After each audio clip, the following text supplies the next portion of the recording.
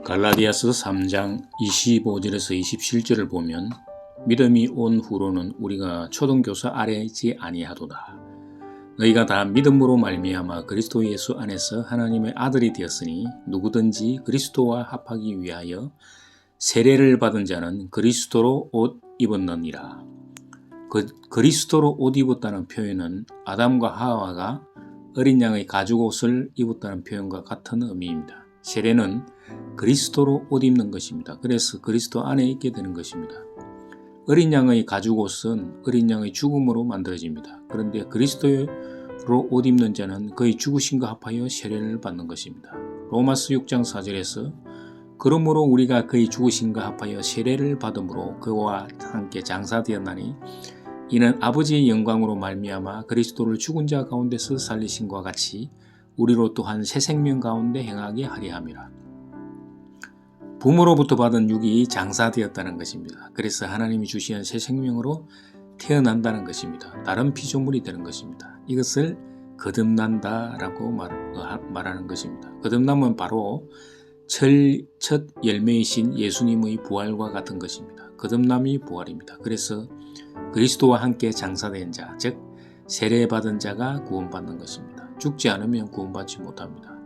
죽은 자가 값없이 제사함의 구원의 은혜를 얻습니다. 로마서 6장 7절에서 이는 죽은 자가 죄에서 벗어나 의롭다 하심을 얻었습니다. 그래서 하나님으로부터 믿음이 오게 되는 것입니다. 죄악된 인간이 나는 믿습니다 라고 외쳐도 구원받는 것이 아니라 믿음이 와야만 한다는 것입니다.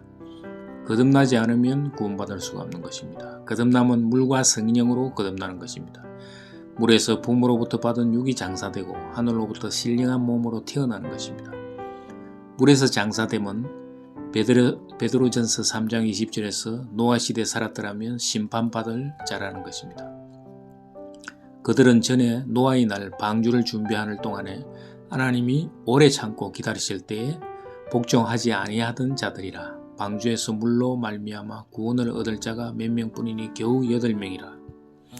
거듭남이란 부모로부터 받은 육신이 아니라 하나님으로부터 받은 신령한 몸을 의미합니다. 사도 바울은 고린도전서 15장 44절에서 육의 몸이 있은즉 영의 몸도 있다고 말했습니다. 육의 몸으로 신고 신령한 몸으로 다시 살아나느니 육의 몸이 있은즉 영의 몸도 있느니라. 거듭난 자는 신령한 몸으로 다시 태어나 죽었던 영이 살아나는 존재라는 것입니다. 많은 교회 사람들은 지금의 육체가 죽어서 부활한다고 굳게 믿고 있습니다. 그래서 거듭남은 육체로부터 비롯된 마음이 성령의 능력으로 거룩하게 변화되어 가는 과정이라고 생각합니다. 그래서 부모로부터 받은 육신 속에서 육적 마음과 성령의 마음이 싸우는 것으로 생각합니다. 그럴듯한 생각입니다. 그러나 부모로부터 받은 육체가 죽고 다시 신령한 몸으로 태어나는 것을 거듭남이라고 하는 것입니다. 거듭난 자는 두 마음이 아니라 두 몸이 존재하는 것입니다. 그래서 부모로부터 받은 육의 몸과 하나님으로부터 받은 영의 몸입니다.